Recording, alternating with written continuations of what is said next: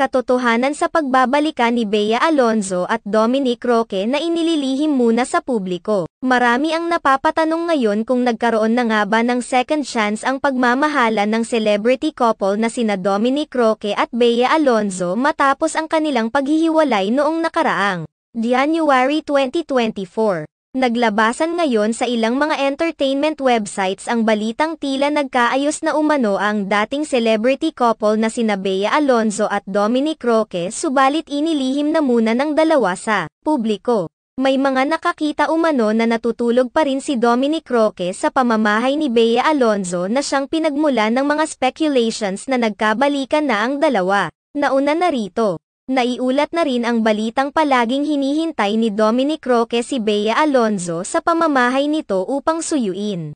Tila nagbunga naman ang panunuyo si Dominic Roque dahil sa balitang nagkabalikan na silang dalawa. Sa kamakailang vlog ni OG Diaz, inilahad niyang may nakarating sa kanyang balita na bago umano pumunta sa Singapore si Bea Alonzo kasama ang kanyang pamilya ay natulog pa sa pamamahay niya si Dominic Roque. Iginiit naman ni OG Diaz na hindi niya alam kung saang parte ng bahay ni Bea Alonzo natulog si Dominic Roque. Matapos naman umano ang bakasyon ni Bea Alonzo sa Singapore ay nagpunta naman muli si Dominic Roque sa bahay ng aktres at nakatulog roon sa sofa. Marami pa umanong mga pagkakataon na nagkita sina Dominic Roque at Bea Alonzo matapos ang kanilang paghihiwalay. Matatandaan na nauna na ring naiulat noon na sa isang Zoom meeting ay nabuking nakasama ni Dominic Roque si Bea Alonzo, bagamat hindi umano makikita ang mukha ng aktres.